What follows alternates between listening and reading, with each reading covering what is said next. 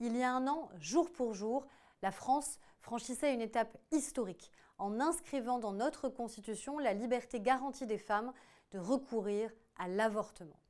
Et l'histoire de l'avortement, c'est d'abord l'histoire du corps des femmes, qui est et a toujours été un corps politique, un corps scruté, réglé, rangé, un corps qu'a examiné la loi sous toutes ses coutures, à qui l'on a cessé de prescrire des façons d'être, de se tenir, de se vêtir.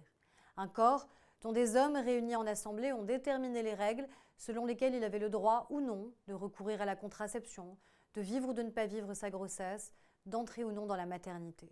Dans cette histoire, des femmes ont lutté, et des hommes aussi auprès d'elles, de grandes héroïnes, Simone Veil, Gisèle Halimi, mais aussi Lucien Neuwirth, Claudius Petit, Jacques Chirac, des médecins, des avocats et des foules d'anonymes, de femmes qui se recommandaient une adresse dans le coin d'une cuisine, qui se formaient comme elles pouvaient aux méthodes d'aspiration, qui s'entouraient, qui s'entraidaient.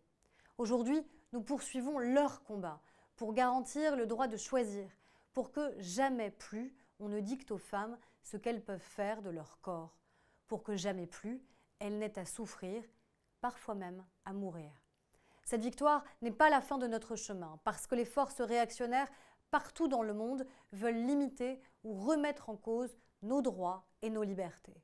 Nous devons donc rester vigilants et nous ne devons pas nous reposer. Nous ne pouvons pas.